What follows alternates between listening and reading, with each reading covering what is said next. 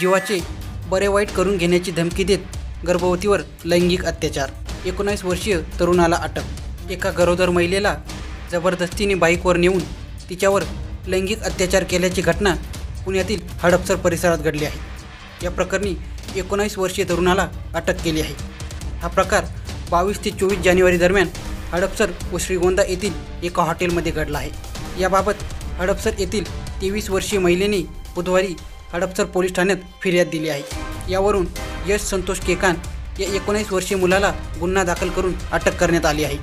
पोलिसांनी दिलेल्या माहितीनुसार आरोपी आणि फिर्यादी एकाच परिसरात राहतात। फिर्यादी यांचे लग्न झाले असून त्या गरोदर आहेत। आरोपींनी फिर्यादी महिलेला स्वतःच्या जीवाचे बरे वाईट करण्याची धमकी देत तिला एका ठिकाणी भेटायला बोलवले।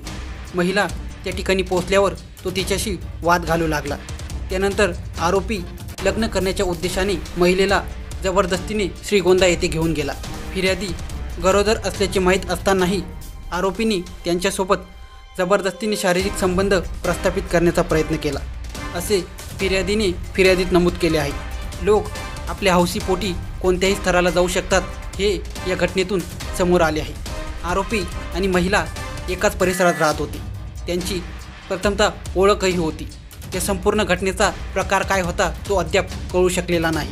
या प्रकरणाचा पुढील तपास सहाय्यक पोलीस निरीक्षक प्रवीण अब्दागिरे हे करत आहेत।